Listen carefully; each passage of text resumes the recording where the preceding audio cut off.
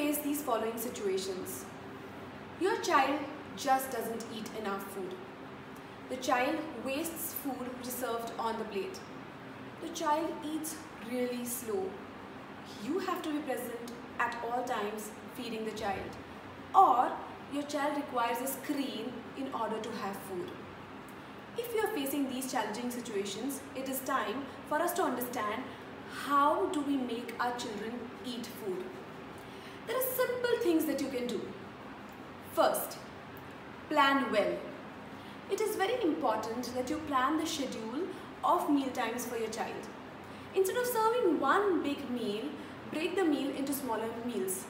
This will help child finish whatever is served on the plate and the child sticks up to the time, which makes sure the child is in tune with his or her hunger.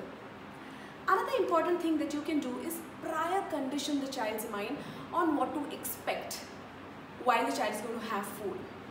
The another thing is, when you are packing your food boxes, ensure that the healthy food items are kept at the child's level.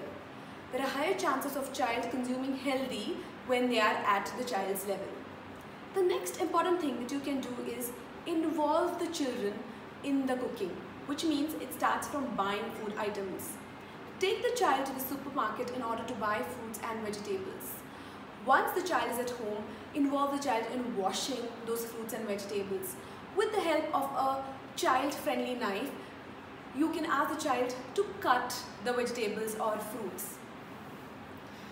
Give the child a choice within a given set of choices, which means you can ask the child, what do you want to eat for food today? Do you want to eat rajma or do you want to eat chole? The child will end up choosing from the options given by you. Take child's help while serving the food to the family members.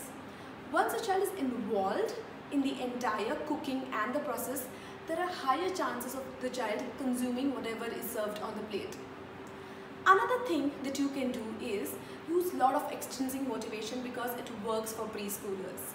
Extrinsic motivation are basically external items, which means you can have fanciest cutlery for your children, which will attract the child to come to the dining table and have food. Or it could be fancy table mats like these. You can have a guided table mat like this, which helps the child or guides the child on where the food or the utensil items need to be kept. You can have a table mat like this, which tells the child what is right and what is wrong. A happy star means it is a right habit, or a sad star means it's not appropriate. Another external motivation could be in the form of reward chart. This reward chart is something which is always in front of the child.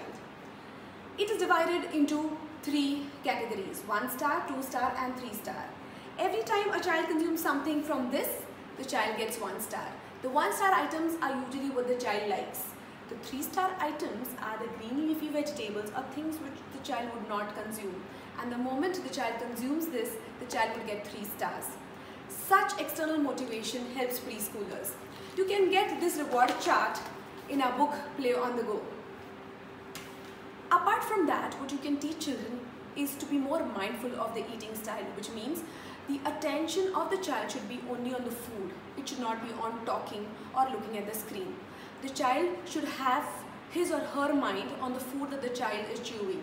The child should chew his food really slowly and enough number of times. And the most important thing that we can do as parents is be the perfect role models for our children. If we eat the right food at the right time, at the right place, without screen, there are higher chances of our children consuming the right food, right place and at the right time without screen. Let us all make eating a part of a family routine and have perfect meal times for our children. Happy eating!